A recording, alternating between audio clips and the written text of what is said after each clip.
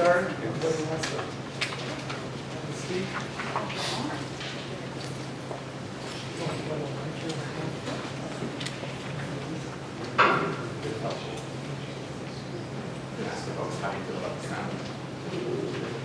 Hey, can you hear me all right? I need this mic.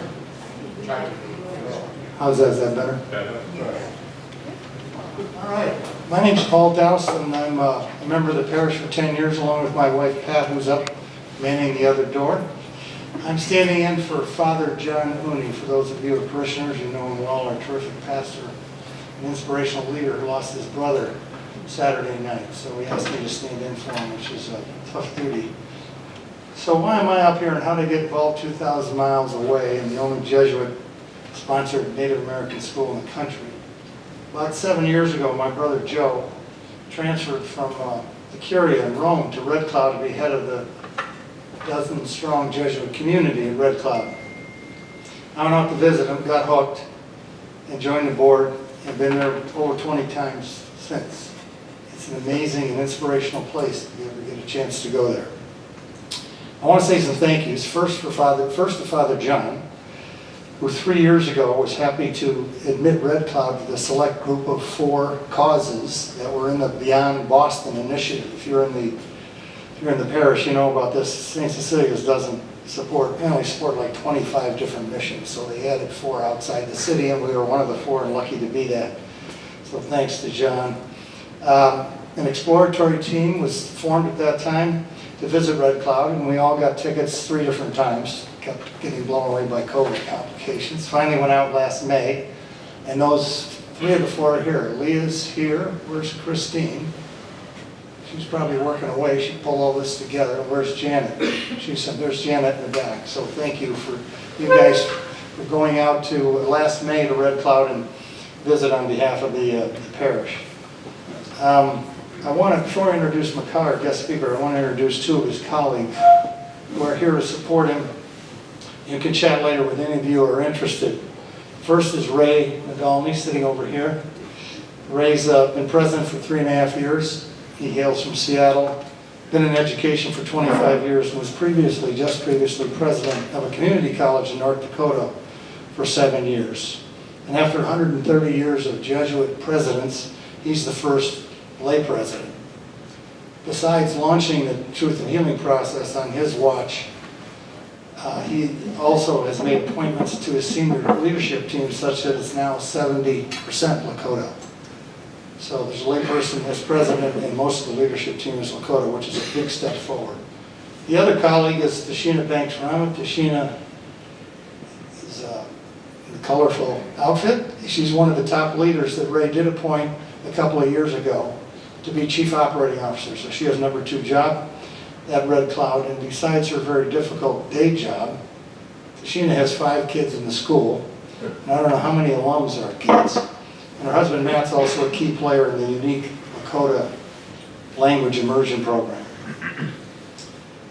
And finally, Maka, our speaker tonight, is EVP of Truth and Healing, we think the first in the country when he took the job. I remember a board meeting over 3 years ago when Ray and my brother Joe said, we got to look into this, and if we do it, we're going to get a punch in the nose for sure. It's going to be a difficult process. The board approved the idea of investigating it, and Ray then asked Maka to explore Truth and Healing. And later in that school year, he appointed Maka full-time to the position. Maka's an alum of Red Cloud. He attended the Jesuit-sponsored University of San Francisco, got his bachelor's there, and then got a master's at Columbia, and another master's at that other Catholic school in South Bend. He grew up on the Pine Ridge Reservation as a served Red Cloud in a number of capacities for 9 years. Before I hand the mic to Maka, it would not be St. Cecilia's if we did not ask for financial support. So the only commercial you get tonight is to please take a folder in the back. Lots of interesting reading material about Red Cloud, and also ways you can help support what these 3 terrific people and their 150 colleagues do to run 4 schools with 600 kids, a museum with over 10,000 Lakota artifacts, and a Native American Artist Center, and 6 small parishes on the Pine Ridge Reservation, 5,000 square miles in South Dakota with the lowest per capita income of any county in the country. God.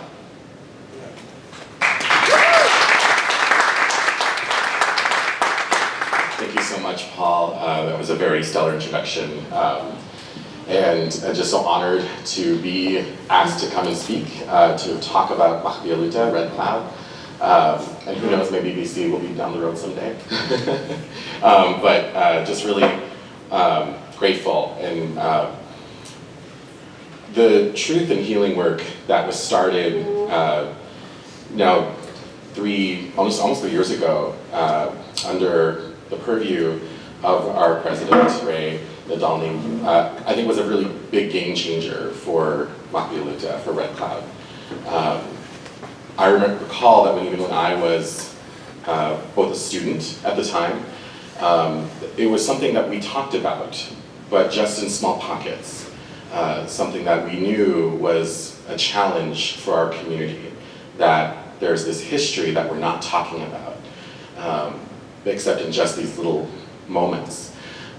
So I was very, I think this has been transformational that we've been doing this work. It's been challenging and also very rewarding in many different ways, even if that reward looks actually much more distant into the future.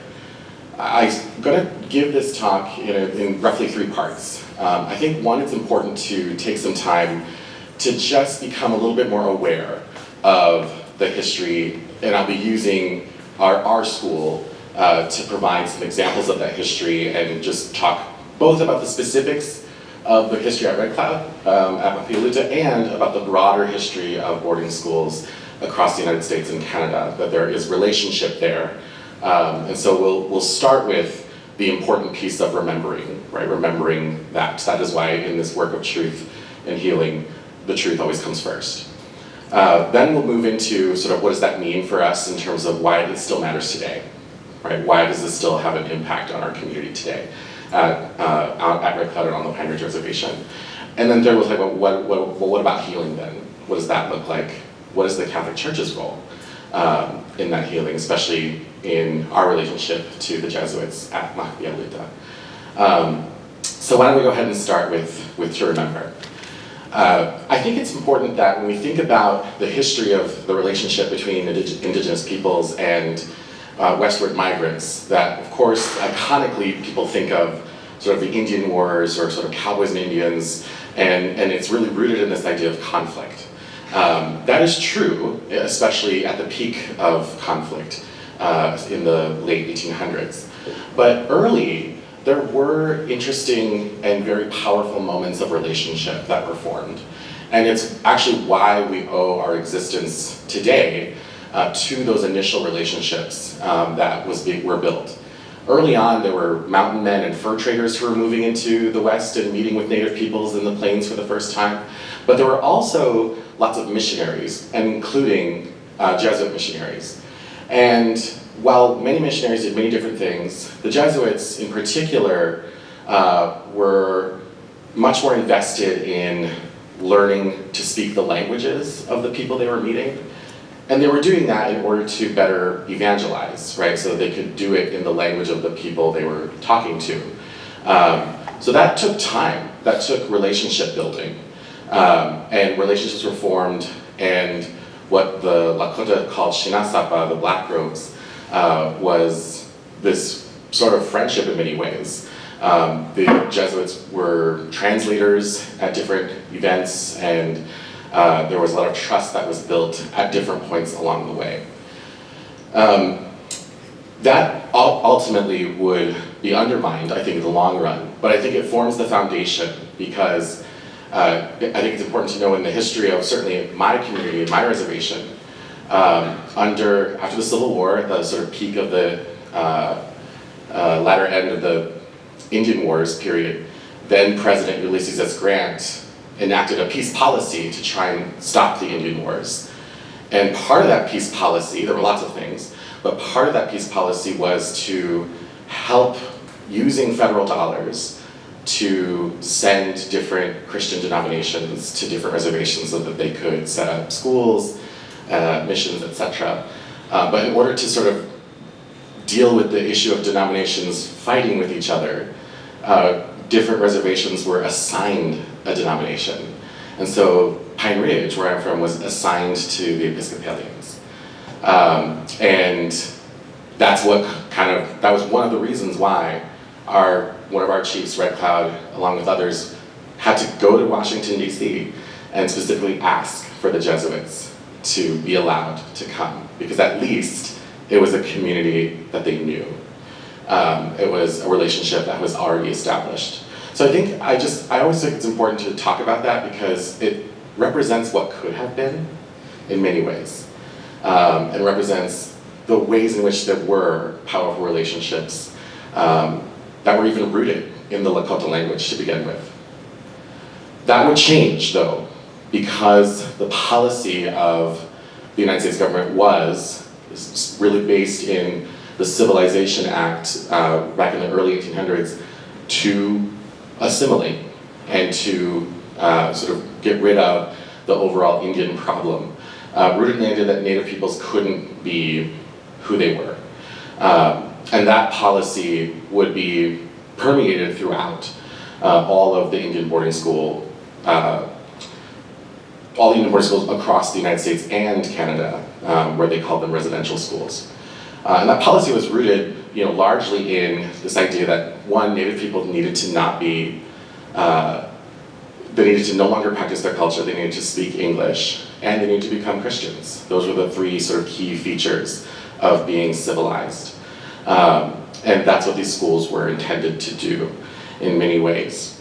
And the schools themselves, by the way, all these are pictures from Red Cloud or from our community and from our history. The schools in general owe their sort of founding to a man named Captain Richard Henry Pratt. He was a former US soldier during the Civil War, and he had in his eventual wanderings taken on some prisoners of war who were different Native men. And during his time of having these prisoners who were Native men, he taught them how to speak English and dressed them up in Western clothing. And then kind of paraded around this image of, this is what I could do if you enact what I think is going to be a really important step. And that's what kind of spurred the very first and most famous of boarding schools, was the Carlisle Indian Industrial School in Pennsylvania. If you ever search Indian boarding school on Google, those are the images that will come up, were from that school. And he would do these propaganda images where he would take pictures of the children when they arrived, when they were still dressed in their traditional clothing, when they still had their long hair. And then he would take a picture of them after their transformation and show those two side by side as part of his efforts to get the school funded. And he's most famous for the quote on his philosophy, which was that the schools are here to kill the Indian and save the man, right, within. So that would be the policy that reflects across all of these institutions. I get asked sometimes, okay, well, that's because government policy was that way, right? So there were Christian denominational schools, including Catholic schools, that were never funded by the government. They never received any funding in their whole history of being active. Were they any different than the government-run schools or the ones who received government money and therefore had to follow the policy? And the short answer is no, right? Initially, when parents were forced to send their children to these schools, it was through the penalty of law. In fact, there is history of a record of Native parents who were placed in prison in Alcatraz prison, in what is today Alcatraz Island, right, in the Bay Area, for the crime of not sending their children to boarding school. Another common punishment early on was the withholding of rations, which by this time in Native history, just people were completely dependent on government rations because there were no other sort of economic resources, no jobs, no ability to no longer hunt, right? So that was essentially forced starvation. As time went on in the boarding school history, though that would evolve so that punishment was no longer done via forced starvation or imprisonment, boarding schools then became a need for parents themselves, rooted in the economic conditions that were created for them. Because now they could no longer afford to really have children. And yet, humans are humans and they still had children, but they couldn't afford to have them anymore. And so boarding school became a way in which parents could ensure that their children at least had a meal every day and a roof over their head and a bed to sleep at night. And so that is another common story that we especially hear in today's oldest generation of boarding school, people who are in their 80s and their 90s today talk about, you know, when they were young, the homes where they lived had no running water, they had no access to electricity, they were, you know, wooden cottages out in the middle of nowhere, they were on wagon, right? And the family was just working off of what they could produce themselves and what little they could eke out on their own. And so parents needed to send their kids to boarding school at that point. And it's that separation from family that we think is really the most common and key traumatizing factor that remains, and what people, again, who experience the boarding schools most often recount as a traumatic piece. This is actually a quote from one of our graduates from the 1940s, who said that was what was detrimental, the bonding to the family, that being lost, and that if you just don't have a strong sense of who you are, you know, you might lose that going forward. Was a big fear for her, not for only herself, but for others in her community. The schools themselves weren't like what we think of schools today. Especially, I think, when you hear Jesuit education, you probably think of something quite elite.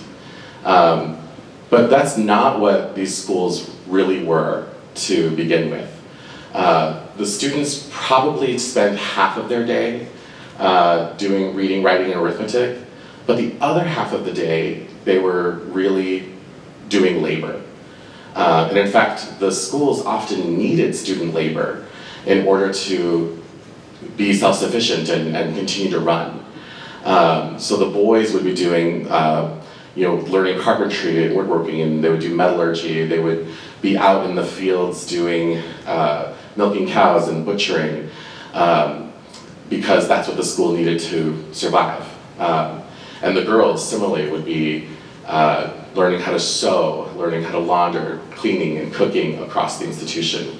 And in our case, alongside the brothers and the sisters, the brothers who are the Jesuits and the sisters of St. Francis. And a lot of these institutions operated off of student labor as well. But it really is the dormitory aspect of it that also is a really key and important part of the history. The dorms were often these just large and spacious rooms with bunk beds sort of stacked as much as they could possibly fit in order to keep all the students in one place. And while the dormitories themselves were places of lots of different experiences, whether those are experiences of joy, where people met lifelong friends, where there were fun memories of sneaking out at night or doing something silly. It's also the dormitories where there's deep experiences of pain and trauma. And especially in this work of Truth and Healing, talking about the Catholic Church's role in these boarding schools, you cannot separate the Catholic sex abuse crisis in Indian country and the boarding school system, because it was the dormitories that really gave predators access to children. And so that is another way in which a trauma was experienced, not just from clergy, but also from other adults hired by these institutions, and also from older students in these institutions. There are lots of practices associated with the boarding school system that people also remember in terms of trauma. Of course, one of them is the transition that they had to take from their native language, which they spoke at home and what they were raised speaking, to now having to learn English. And it's, especially our eldest, again, who are still with us today, who can tell these stories, many of them were, Lakota was their first language. And so then they had to go into these institutions and experience now being totally in an alien environment because they really couldn't understand anything that was happening, right? There was this very traumatic immersion quality to it. And they talk about that experience of just feeling out of their depth, right? Not knowing what's going on, just having to follow what others were doing. And there's one particular story that I like to tell from one of our boarders who graduated from us in the 1940s, who told this story about when he was an elementary student and he accidentally spoke Lakota just in a moment. I mean, it's his first language, right? The kids are going to do that. But the sister who was the teacher in the classroom had him stand up and take one of those old-fashioned rubber bands and bite one end of it on his teeth and stretch it out as far from his own face as he possibly could and then let it go. And he talked about, well, the pain of that snapping back on him was difficult and it was painful. The deeper pain he experienced in that moment was the laughter from his classmates about what he had to do. And he points to that moment as when he started to feel shame for being Lakota and feel shame for speaking Lakota. Another, of course, common thing that was traumatic was the cutting of hair, right? For many tribal nations, long hair or different forms of long hair is sacred and important and part of a cultural representation, often cut only in times of ceremony or mourning. And so having kids go in and having their heads immediately shorn was another trauma that many of them recount as sort of being like, it was something they weren't expecting or something that was shocking to them. And to see their hair treated so carelessly, being swept up and thrown away, right? But in a Catholic context, it was also particularly jarring, and there's a deep dissonance with the experience of the students having their hair cut. Can anybody guess why in a Catholic context there would be something particularly jarring? About long hair being cut? Who is often depicted with long hair? Yeah. Jesus. Right, so here you have in this situation, right, children learning about Catholicism, learning about Christianity. They're being presented with this figure that they're supposed to really idolize, that they're being told to value and worship, who has long hair. And then they're being told that you cannot be civilized if you have long hair, right? So what kind of dissonance that brought? And there's another quote from one of our graduates who talked about that very thing. He said he found it very ironic that they told me one thing and then they showed us Christ on the cross who had long hair. And I just didn't understand. But back in those days, you just couldn't ask those kinds of questions, right? So the people in these institutions, I think, weren't even realizing the kind of dissonances that they were putting in students' minds. Just on one last thing on the history piece, I mentioned now several quotes because one of the first steps of a truth and reconciliation process is to meet the people who actually experienced it, who are still with us today, and hear their stories and have those stories be captured and understood and listened to and heard. And so we've now gone through a process of interviewing lots and lots of people who are still alive with us today. We're focusing on the people who are in their 80s and 90s who are still with us today and moving down from there.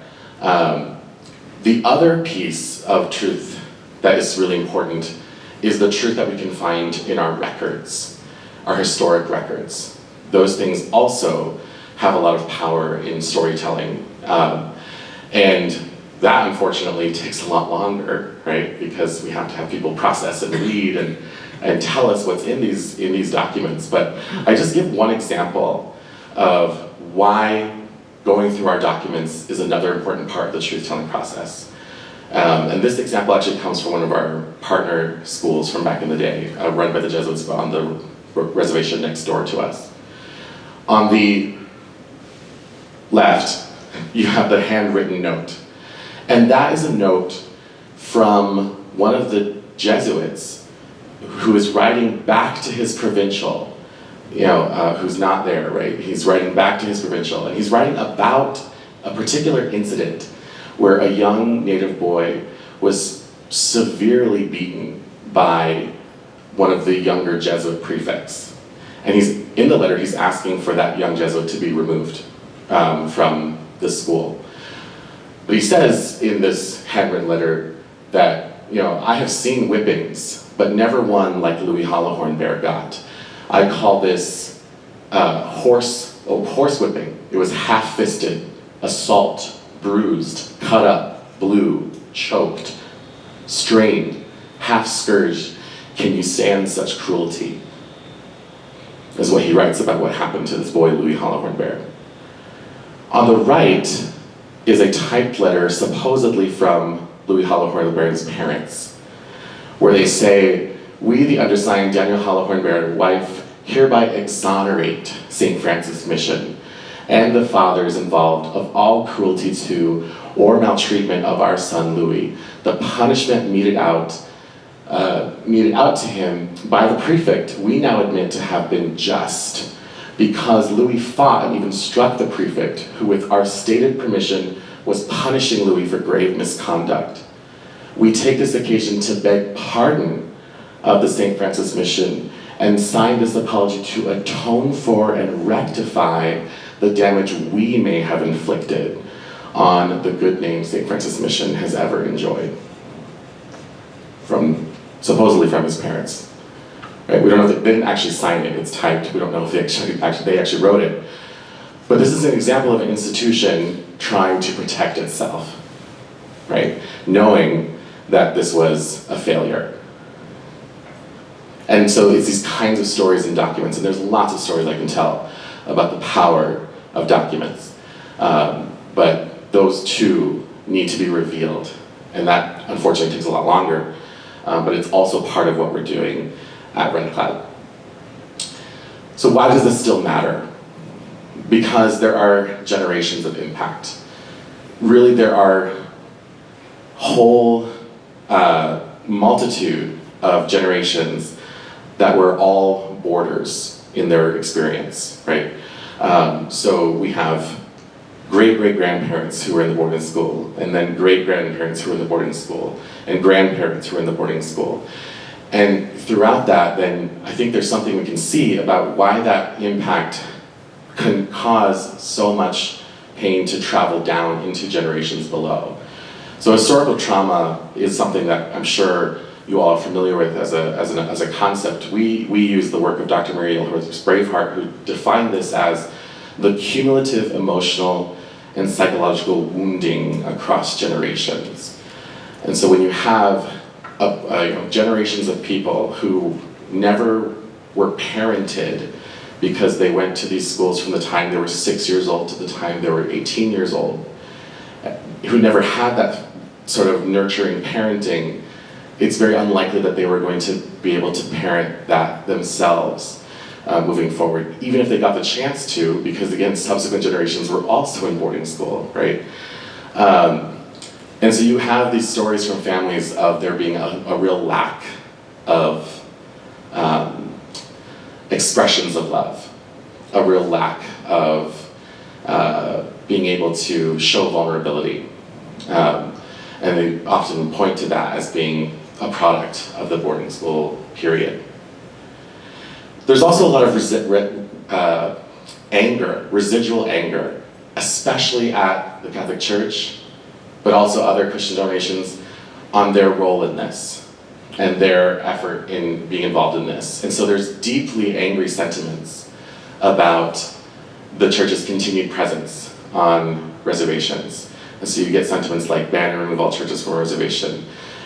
In the wake of last summer's major news from Canada that many of you may have read about at some point, where there were rediscoveries of hundreds of unmarked graves at these schools where children who had passed away were buried.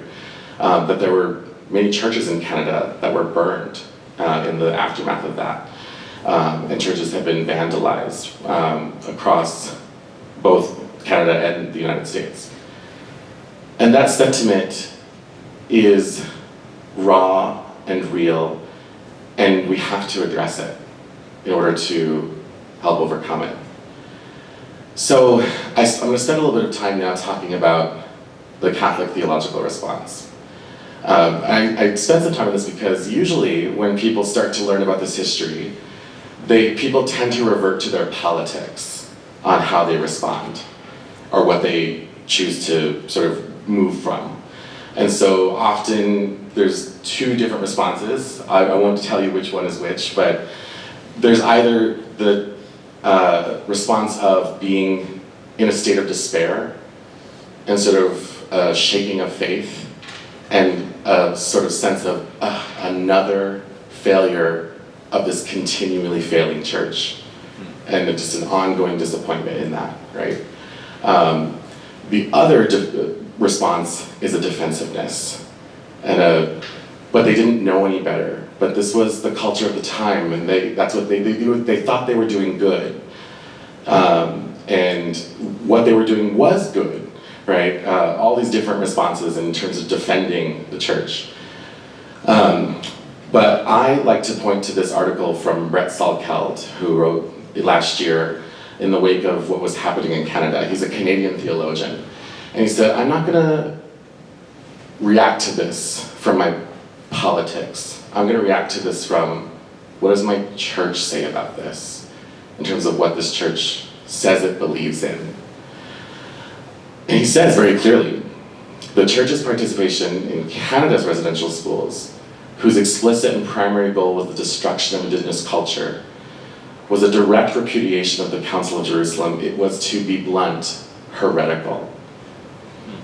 And he points to two reasons why it was heretical. He mentions one right here in the quote, is it was a repudiation of the Council of Jerusalem. And for those of you who don't know what that is, the Council of Jerusalem was when an early event in the church's history, when St. Peter was arguing vociferously that the Greeks who were newly converting to Christianity, that they did not have to become culturally Jewish in order to become followers of Christ. That he was arguing that they shouldn't have to do that. They shouldn't have to become culturally Jewish like we are in order to be followers of Christ. And that's when the church decided that you didn't have to be of one culture in order to be a believer. And yet, the church was involved in a system that said exactly that to Native people, that you cannot be of your culture and also be civilized and follow Christ. He points to a second reason, and uses the theological phrase subsidiarity, but what that really means is that what matters most is what's closest to the experience, and in particular, the Catholic belief around the sacredness of the family. Rooted in the valuing of the Holy Family, Jesus, Mary, and Joseph. And yet, the Catholic Church was involved in a system that explicitly took children away from their families on purpose and said that that was better for them. And so he says it's nothing short of heretical, right? And he also says, he talks a little bit about the defensiveness, right? We talked a little bit about that before. But what about the people who are saying, but they didn't know any better, right? It was what they knew at the time. And he says, no, that doesn't work either.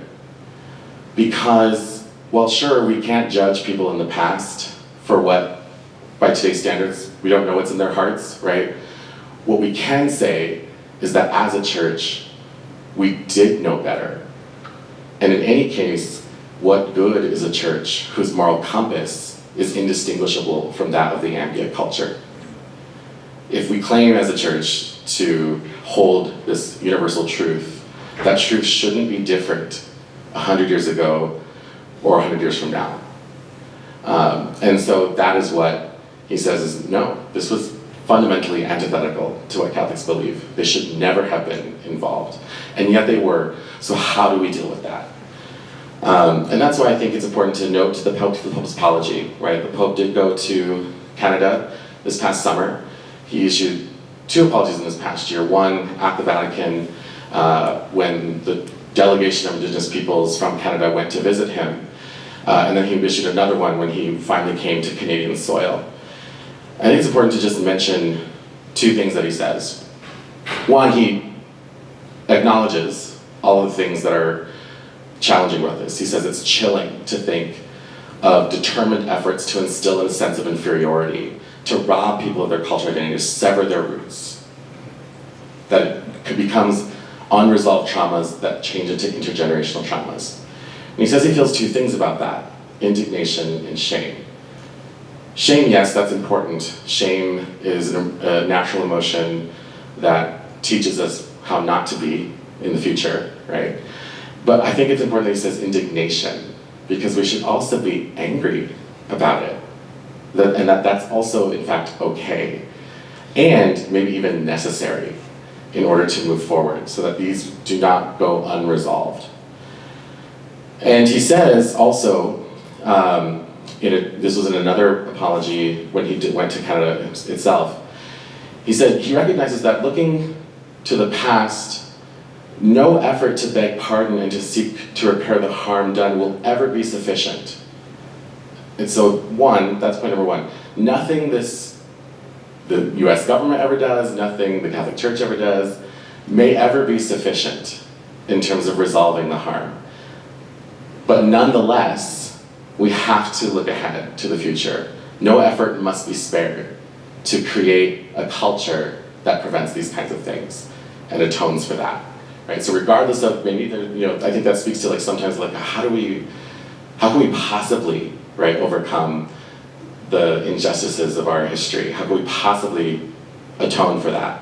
And I think the answer is we can't, but that doesn't mean we shouldn't try. So how does that move us toward healing? We use an approach that comes also from Dr. María Luta, who I mentioned earlier, that talks about these in 4 stages. The first is to confront, essentially, right? Confront the truth, engage with the truth, hear the stories, open those records. Then we have to take the time to understand those stories. Those stories need to be listened to. Those records need to be read. We need to see that impact on the community today and why that impact still matters. Only then is healing possible. And then hopefully after healing, there can be a new relationship, a transformation, or a transcendence. When we first started this work, we thought of these 4 stages as quite, set, right? There's a start and a finish. There is no start and finish to this work. That's the mistake that governments in the past have, when we think of truth and reconciliation efforts elsewhere, like in South Africa or in various Latin American countries or in Canada recently. There's often a start and a finish to a truth and reconciliation process, thinking, okay, we did that. We did that and now it's done. And we've learned over the course of our work that that is just not how this works. That essentially healing is an individual's journey. And I think the Pope, again, expressed this really well in his apology in Canada, where he said that the work of healing is actually in all of the people, not in him, not in any of these big institutions, that the work of healing actually is in the people themselves. And he's talking to Catholics in this case, across the world, right? He's saying you are the key figures and builders of a different church, right? Humble, meek, merciful, which accompanies, processes, labors decisively and serenely in the service of enculturation and shows respect for each individual and for every cultural and religious difference, right? That is the work of building that church is in all of the people who make up the body of it. And so when we think about healing now, we think of it in lots of different ways. One, we think of it as healing is for everyone, right? Healing is not just for the indigenous peoples who suffered through the boarding school themselves or their descendants. It's also for the people who hold the legacy of perpetrator and their descendants. Healing is also for them. And how does that look? And how does that help us, right? We think of this work as sacramental in our case, right? Thinking about it as terms of preparing the whole body of Christ, and thinking of the Pope's claim there that you cannot transmit the faith in a way that's contrary to the faith itself.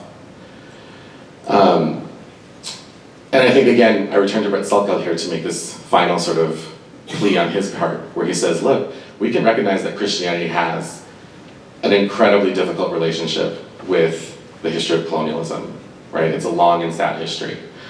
But it's also the case that when Christianity is at its missionary best, the missionaries themselves clearly see that Christianity cannot be identified with any one culture, and that sharing the gospel means freeing people from oppressive systems, not imposing them.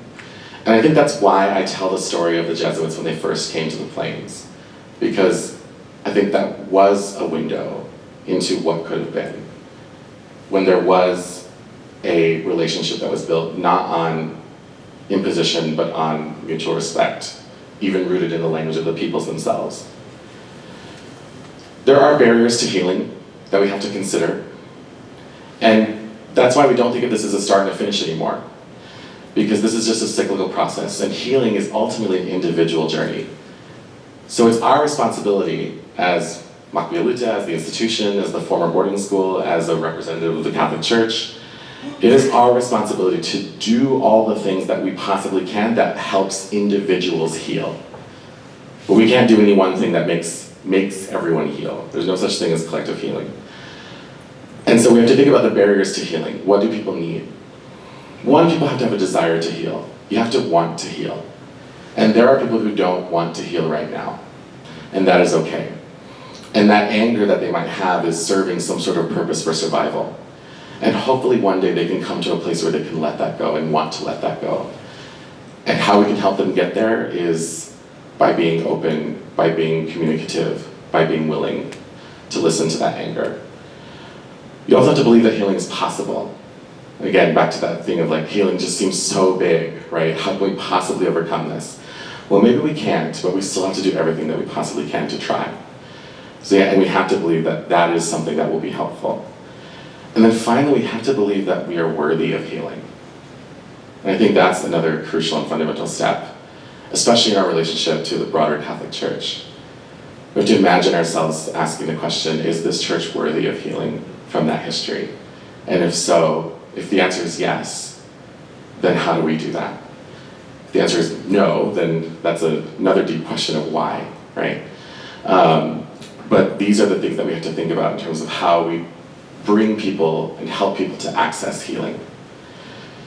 So there's lots of things, I talked about accountability as well, that I just like to quickly point to. The Catholic Church is trying to do some things on this effort, slowly but surely, little by little, pockets in pockets. Last year around this time, Archbishop Wall from Gallup, New Mexico, and Archbishop Coakley from the city of Oklahoma City, Archdiocese of Oklahoma City, wrote a letter to all of their fellow bishops in the whole country, where they asked bishops to do these 5 things. They said, you need to understand this history and the impact on the Native community in your diocese. You need to know how this history has impacted your diocese. You need to determine if your diocese has records and where they are and what they are. You need to build relationships with your tribal communities if you don't have one already. And you need to start connecting with those leaders and hearing those boarding school attendees. You need to work with local communities and ally with large organizations to support those healing efforts.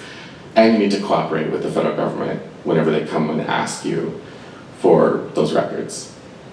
And of course, they've also asked to advocate for the bill that we hope will pass, hopefully before this Congress ends, to have a commission in this country, like the one that was had in Canada. I have lots of resources that I can send out to any who would like them. And my email is there as well if you ever want to follow up with me. We are continuing to engage in this work in very, I think, important ways that involve the people directly. And that's been very powerful for us and very moving. And there's so many moments I wish I could share with you about just how this effort at Maјpiya Luta at Red Cloud has been transformational for many people. And one moment I'll share really quickly is that we actually just had Father Arturo Sosa visit us. Father Arturo Sosa, for those who don't know, is the Superior General of the Jesuits in Rome. He came and he reissued an apology. And he also took a letter, 2 letters, that our 2 tribal governments, one in Rosebud and one in Pine Ridge, wrote to the Pope asking the Pope to rescind the doctrine of discovery. If you don't know what that is, you can ask me afterwards. But it was really incredible to just recently get a response from him. He sent us a letter back saying that he did just that he delivered those letters to the Pope directly and had a conversation with Pope Francis, and that he's hopeful that there will be movement on that effort. So it's amazing to think that our work at Red Cloud might actually be one of the reasons why the doctrine of discovery is eventually rebuked. But that's it for me, and we can open it up for Q&A. Thank you.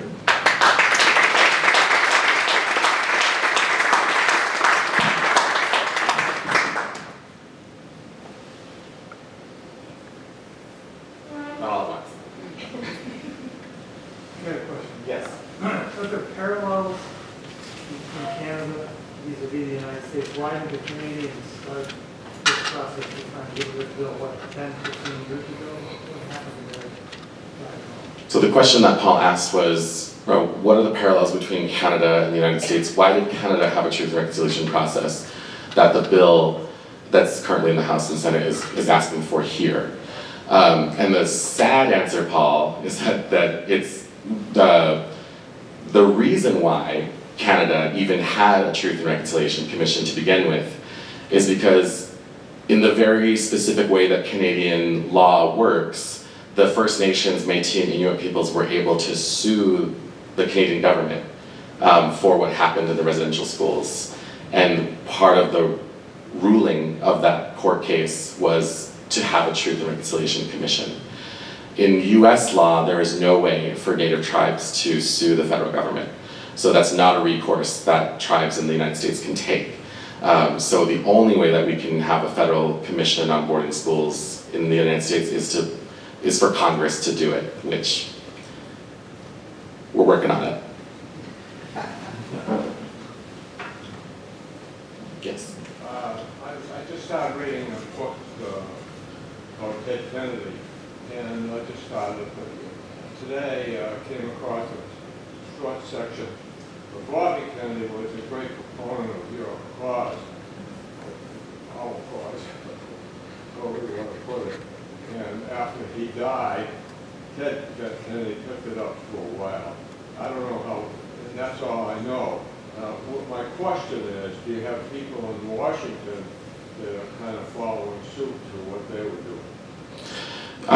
Yes, I mean, especially in the wake of having probably the most Indigenous representation that we've had in the history of Congress with Representative Congresswoman Sharice Davids and Tom Cotton, as well as then former Congresswoman now Secretary Deborah Haaland, right?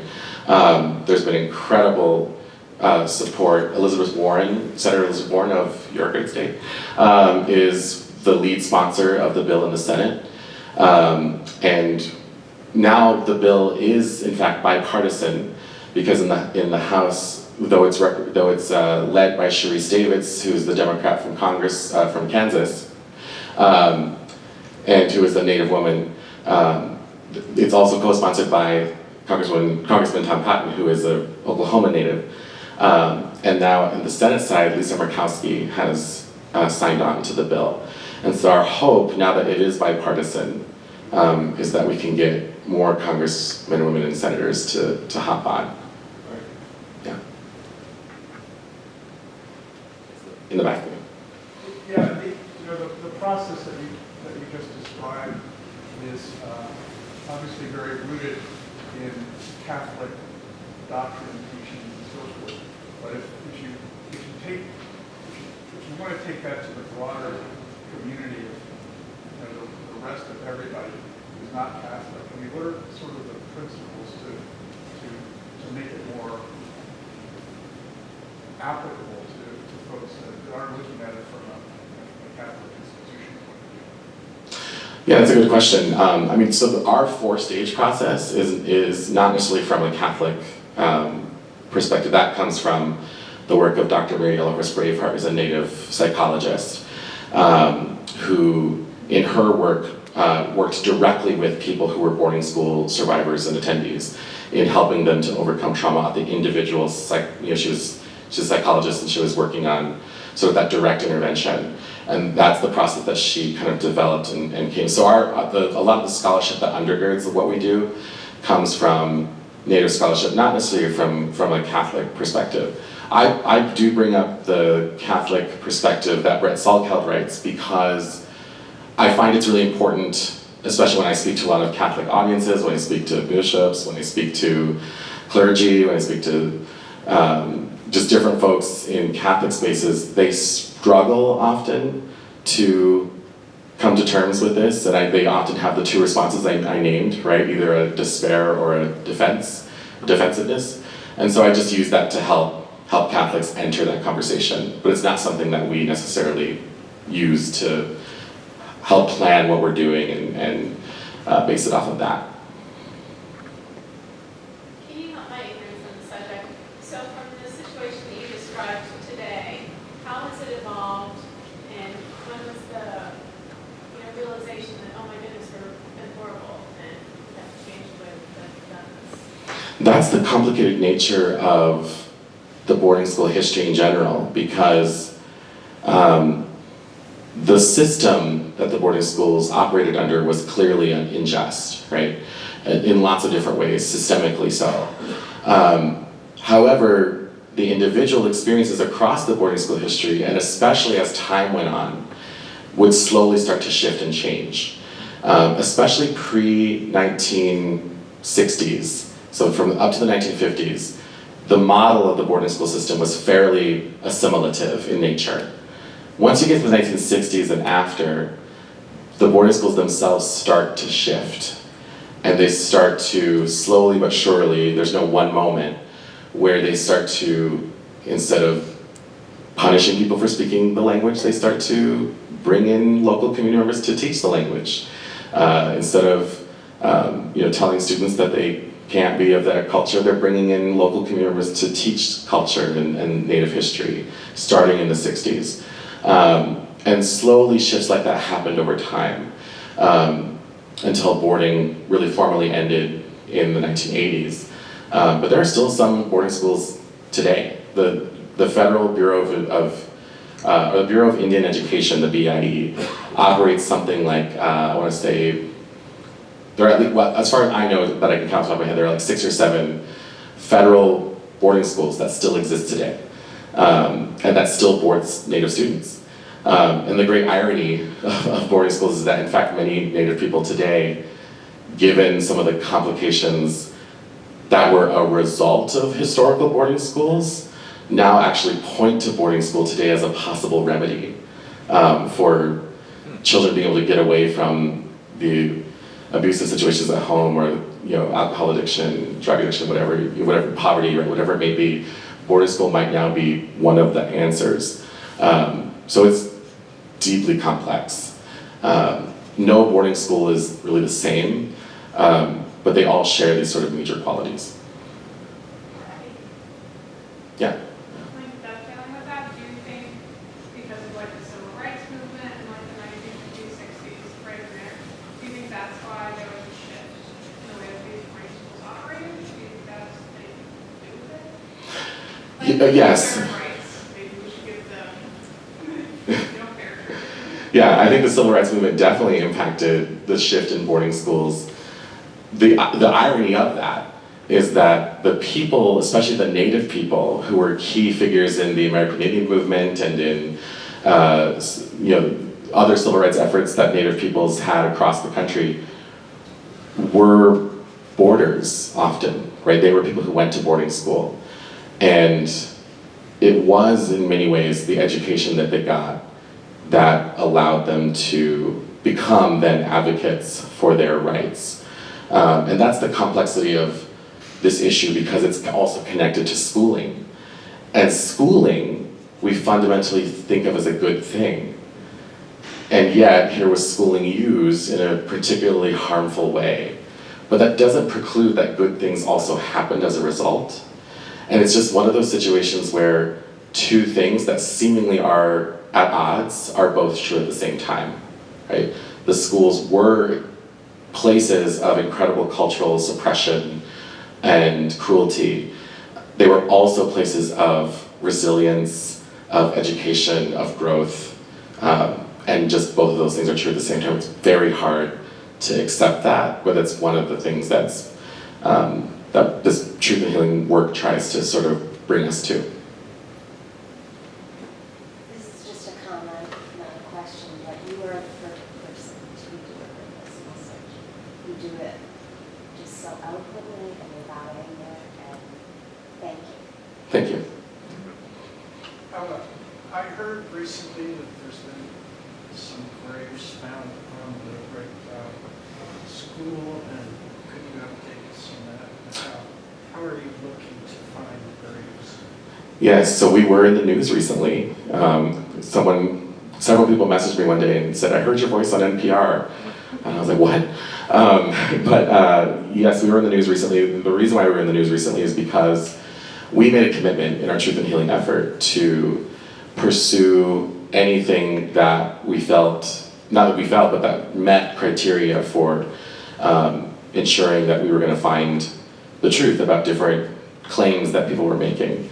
One of those things that we decided was, especially in the wake of what was happening out of Canada, that we would pursue any evidence of graves that existed both in our cemetery and outside of our cemetery. When it comes to the cemeteries, the issue is definitely complicated. When you think about schools like Carlisle Indian Industrial School, the famous one that Colonel Richard Henry Pratt ran, and what you heard about in Canada, the school Kamloops was the big one that was in the news. Those were both schools that pulled Native children hundreds of miles away from where they were from, right?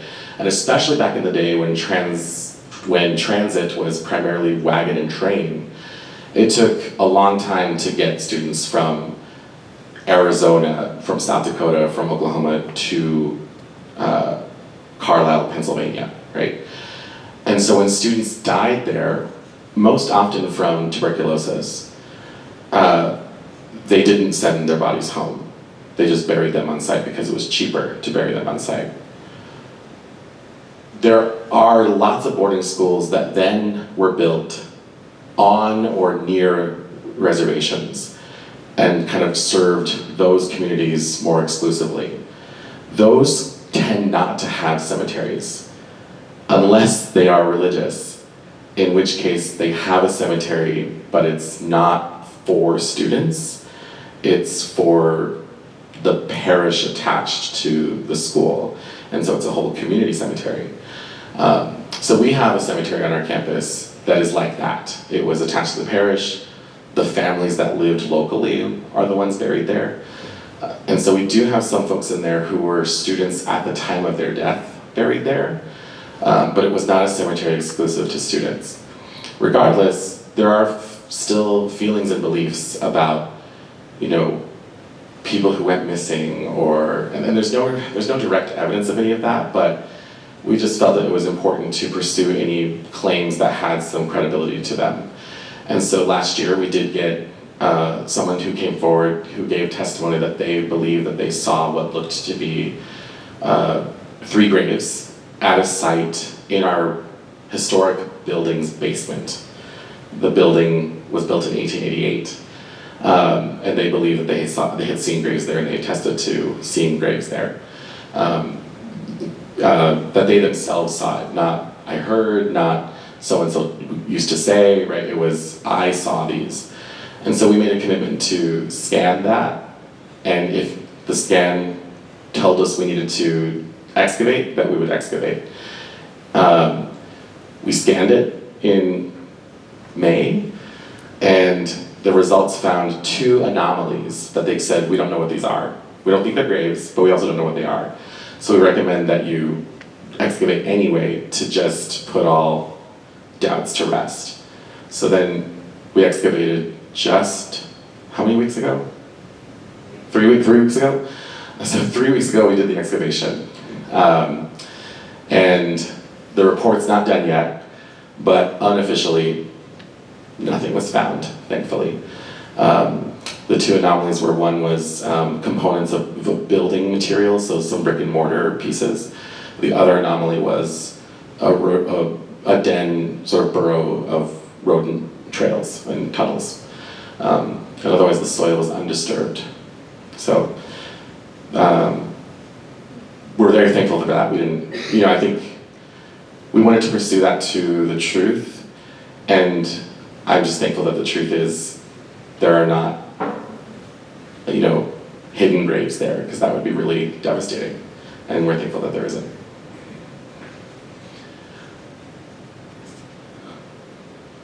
Within the past 10 years, or maybe 20 years, what percentage of students are going to school as boarding students? And what percentage are going, leaving their family home, wherever they are, and going to get education? Some perspective on that. Yeah, for Native American children in general, broadly, most Native American children are attending day schools, and a majority of them attend actually public schools that are integrated. There are some of the large reservations like ours in the Great Plains or in the Southwest who their land base is so massive that the schools pretty much exclusively teach Native children. But those are actually fewer than the whole Native population who just is integrated with normal public schools that have also a varying mix of students. So there's only a small percentage that go to boarding schools that still remain, and the federal government only operates, it doesn't operate that many of them, but they still operate some boarding schools. I think it's definitely got to be less than 20, but I can find that number. And for the Pine Ridge schools that you all are running, what's your wish list for how to help? What's our wish list for how to get help? I mean, Get a school at a library.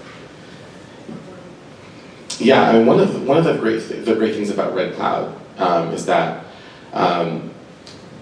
the schooling situation on the reservation is extremely complicated. There's essentially 4 different entities that run schools on the reservation. There's the Federal Bureau of Indian Education. They have a school. There are the tribal contract schools that came out as a result of federal legislation in the 1970s that tried to put more power in the hands of local communities, tribal communities, to run their schools. And so they said, okay, we'll give you the funding for running a school, but you have to have a local school board, and you have to do all these things, you have to meet all these requirements. The unfortunate thing about those schools is that they get less money than the BIE operated schools, but they're both federally funded. It's strange. The state of South Dakota also runs schools on the reservation, and so those are under state standards, and then we're the only private K-12 option. And that's a real boon for us, because it means that we can do a lot of things that the other schools can't do. And we can focus in a lot of different ways on being college preparatory. And so a lot of things we need come from the fact that we just exist at all.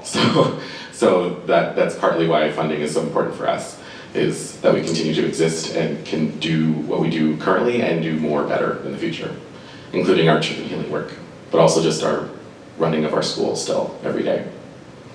If I can add something. I'm having this as chairman of the advancement committee of the board of directors of Red Cloud. One thing you can do is help financially. And the reason for that, keep in mind our kids are very low income. It's $100 a year is the tuition only half our students can pay. So we have to raise all the money to run the schools, 5,000 square miles, day school. We pick up kids every day as far away as Springfield and bring them back and forth in the South Dakota winter. We got a great big fleet of buses and all that stuff. So it does add up, and keep in mind too, we're in the southwest corner of South Dakota. Our closest donors are Washington D.C. for us. We're 7 hours away. And 8 hours. Then, there's just no major donors within in the neighborhood even close to us. So philanthropy is a big deal for us. If we can find a way to help it. Don't forget, please take a folder just to read. There's a lot of reading material there you might enjoy if you want to give it. Are there any more questions? I want to give all your time. So we go with yeah, last two. How about that? How do you talk about the truth and reconciliation process with the young people at the school? Thank you. That's a great question. That was how do we talk about the truth and healing process with our students and our young people at our school? So every year when we have new students come in, I speak to the high school students about the process and what we're doing. We also have a student group at the high school who is sort of like a truth and healing, although the title is in Lakota, but it's a truth and healing student club, and they've done great things in terms of organizing. For example, for those who don't know, September 30th every year in Canada recently is the National Day of Remembrance, where they're otherwise known as sometimes Orange Shirt Day. That comes from a specific story of a young girl who went to boarding school, and she had this beautiful orange blouse that her grandma had gotten her, and she was actually kind of excited to go to school. And then when she got there, they took her orange shirt away from her and put her in uniform, and she never saw it again. And that was, to her, was this symbol of kind of what her boarding school experience was after that. It's becoming more and more recognized here in the States, especially among Native communities, and so every year our students organize what our schools should do about that and how we should respond to that and honor that day, among other things. And we're also working on a curriculum that helps K through 12, all of our students sort of like understand this history so that they don't leave our school not knowing this history and not knowing kind of what needs to happen and what we're doing and where to go from here. I guess I'll just expand on that question. What do you think the response to healing is from your students? The question is, what do I think the response from our students is to healing? The desire to heal. The desire to heal. I think it's very mixed. I think we have students who themselves, are not Catholic. Only roughly 20 or 30% of our students identify as Catholic. That doesn't mean all the rest identify as traditional, like all young people around the world. Many of them don't believe in anything, right? But a lot of them are also traditional, and in terms of Lakota spirituality and Native spirituality. But there are some of students who really carry some of that anger. And so it's really important that we give them an avenue to talk about that and know that it's like acceptable to do that. And I'm really thankful for some of our school leaders who have created those pockets for kids to do that. And there are we have Catholic students who are struggling with this, right? Struggling because they're unsure of how to be Catholic and be Indigenous and experience this schism and this kind of battle that seems to be happening. So that's an important part as well. And I think that for a lot of other students, it's just they don't know why it matters. And so then it's also just helping them understand why this matters so that they can recognize the need for healing. And so, yeah, it's all over the place. But thank you. All right, I think that's it. Thank you, Maka. Thank you so much. Feel free to stick around and have some refreshments and chat with Maka or Ray or Tashina. Thank you, all of you, for coming. Thank you. Amen. God bless.